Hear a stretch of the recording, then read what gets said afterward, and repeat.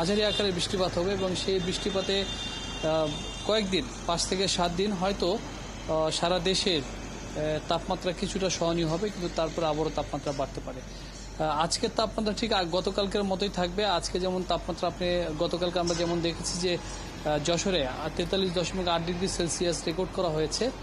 আজকের তাপমাত্রাও হয়তো এর কাছাকাছি থাকতে পারে। এবং যেটি বলা হচ্ছে যে গেল 35 বছরের মধ্যে সবচেয়ে বেশি তাপমাত্রা রেকর্ড করা হয়েছে যশোরে গতকাল। মানুষ আসলে অনেকটাই ভোগান্তির মধ্যে রয়েছে। মানুষ চেষ্টা করছে, রাস্তায় যখন বের হচ্ছে তখন ছাতা ব্যবহার করে, পাশাপাশি প্রয়োজনে তারা ছায়ায় দাঁড়িয়ে থেকে কিন্তু কিছুটা বিশ্রাম নিয়ে তাদের দৈনন্দিন কাজ সারছে। আসলে আপাতত বলা যায় যে এই তীব্র যে তাপপ্রবাহ চলছে, এটি নিয়ে খুব বেশি যে সুখবর দেওয়ার বিষয়টি রয়েছে তেমন বিষয়টি নেই।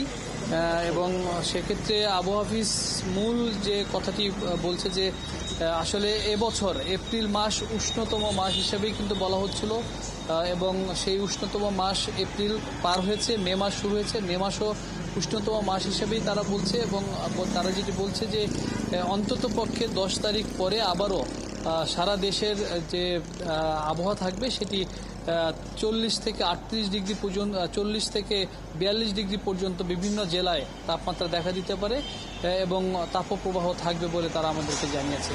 কাজেই অসংখ্য ধন্যবাদ তথ্য জানাবার জন্য। তীব্র তাপপ্রবাহে বিপর্যস্ত দেশ, তাপপ্রবাহ পরিস্থিতির খবর নিয়ে হাবিব রহমান যুক্ত ছিলেন।